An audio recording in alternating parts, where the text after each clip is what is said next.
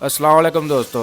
गंदम ਦੀ ਇਮਦਾਦੀ ਕੀਮਤ ਕੀ ਹੋਏਗੀ? ਇਹ ਨਵਾਂ ਸਵਾਲੀਆ ਜਿਹੜਾ ਵਾ ਮਾਰਕੀਟ ਦੇ ਵਿੱਚ ਖੜਾ ਹੋ ਗਿਆ ਹੈ। ਹਕੂਮਤ ਜਿਹੜੀ ਹੈ ਉਹ ਇਹਦੇ 'ਤੇ ਜੇ ਕੰਨ ਨਹੀਂ ਧਰਨ ਦੀ, ਲੇਕਿਨ IMF ਨੇ ਜੀ ਆਪਣੀਆਂ ਸ਼ਰਤਾਂ ਰੱਖ ਦਿੱਤੀਆਂ। IMF ਨੇ ਆਪਣਾ ਫੈਸਲਾ ਸੁਣਾ ਦਿੱਤਾ ਹੈ ਕਿ ਤੁਸੀਂ ਸਪੋਰਟ ਪ੍ਰਾਈਸ ਕੀ ਦੇਣੀ ਹੈ। ਸਪੋਰਟ ਪ੍ਰਾਈਸ ਤੁਹਾਨੂੰ ਜਿਸ ਤਰ੍ਹਾਂ ਕਿ ਮਾਲੂਮ ਹੈ ਕਿ ਜਦੋਂ ਵੀ ਹਰ ਸਾਲ ਇਸ ਤਰ੍ਹਾਂ ਹੀ ਹੁੰਦਾ ਹੈ, ਜਦੋਂ ਗੰਦਮ ਕਾਸ਼ਤ ਕਰਨ ਤੋਂ ਪਹਿਲਾਂ ਜਿਹੜੀਆਂ ਮੁਖਤਲਿਫ ਯਾਨੀ ਕਿ ਮੀਟਿੰਗਾਂ ਹੁੰਦੀਆਂ ਨੇ ਸਾਰੇ ਉਹਦੇ ਦੌਰਾਨ ਦੇ ਵਿੱਚ ਕਿ ਸਾਰੇ ਖਰਚੇ ਵਗੈਰਾ ਕੱਢ ਕੇ ਇਮਦਾਦੀ ਕੀਮਤ ਇਹ ਤੈਅ ਪਾਉਂਦੇ ਹੁੰਦੇ ਨੇ ਵੀ ਇਹ ਕੀਮਤ ਦੇ ਵਿੱਚ ਤੁਹਾਡੇ ਕੋਲ ਅਸੀਂ ਗੰਦਮ ਖਰੀਦਾਂਗੇ।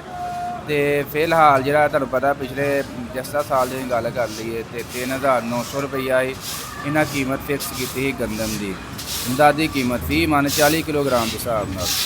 ਉਸ ਤੋਂ ਬਾਅਦ ਜੀ ਮਰੀਮ ਨਵਾਜ਼ ਸਾਹਿਬ ਆਏ ਨੇ ਜੀ, ਉਹਨਾਂ ਦੀ 2500-2400 ਰੁਪਈਏ ਤੱਕ ਕਰ ਦਿੱਤੀ। ਫਿਲਹਾਲ ਮਾਰਕੀਟ ਦੇ ਵਿੱਚ ਇੰਨੇ ਦੇ ਵਿੱਚ ਹੀ ਸੇਲ ਹੋ ਰਹੀ 24-2500 ਰੁਪਏ ਤੱਕ।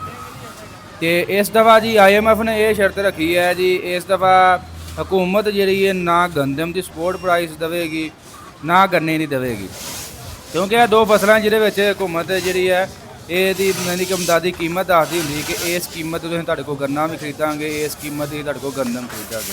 ਤੇ ਇਸ ਦਫਾ ਜਿਹੜਾ ਵਾ ਤਕਰੀਬਨ 90% ਇਹ ਮਕਾਨ ਨੇ ਕਿ ਹਕੂਮਤ ਜਿਹੜੀ ਸਪੋਰਟ ਪ੍ਰਾਈਸ ਨਹੀਂ ਦੇਗੀ ਤੇ ਜੋ ਵੀ ਕੀਮਤ ਹੋਏਗੀ ਉਹ ਜ਼ਿਮੀਂਦਾਰ ਆਪਣੀ ਮਰਜ਼ੀ ਦੇ ਤਹਿਤ ਮਾਰਕੀਟ ਦੇ ਵਿੱਚ ਸੇਲ ਕਰੇਗਾ ਤੇ ਅੱਗੋਂ ਆੜ੍ਹਤੀਆ ਜਿਹੜਾ ਉਹ ਵੀ ਆਪਣੀ ਮਰਜ਼ੀ ਦੇ ਤਹਿਤ ਹੀ ਲਵੇਗਾ, ਕਿਉਂਕਿ ਹਕੂਮਤ ਨੇ ਕਿਹਾ ਜੀ ਇਹਦੇ ਵਿੱਚੋਂ ਹੱਥ ਚੁੱਕੋ, ਠੀਕ ਹੈ, ਨਾ ਵੀ ਜ਼ਿਮੀਂਦਾਰ ਬੀਜੇਗਾ ਤੇ ਅਸੀਂ ਬਾਹਰੋਂ ਮੰਗਵਾ ਲਾਂਗੇ।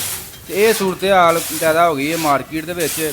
ਫਿਲਹਾਲ ਤੁਹਾਨੂੰ ਜਿਸ ਤਰ੍ਹਾਂ ਕਿ ਮੈਂ ਕੱਲ੍ਹ ਵੀ ਦੱਸਿਆ ਸੀ ਕਿ ਗੰਦਮ ਜਿਹੜੀ ਹੈ ਫੁੱਲ ਅਰੂਜ 'ਤੇ ਜਾ ਰਹੀ ਹੈ, ਯਾਨੀ ਕਿ ਬੀਜ ਦੀ ਸ਼ਕਲ ਦੇ ਵਿੱਚ, ਲੇਕਿਨ ਜਿਹੜੀ ਜ਼ਿਮੀਂਦਾਰ ਦੀ ਗੰਦਮ ਹੈ ਉਹ ਹੈ 2200 ਰੁਪਈਏ ਤੇ ਜਿਹੜੀ ਗੰਦਮ ਦੀ ਸ਼ਕਲ ਦੇ ਵਿੱਚ ਬੀਜ ਬਣ ਗਿਆ ਉਹ ਹੋ ਗਈ ਹੈ ਜੀ 7000 ਰੁਪਏ ਦੀ।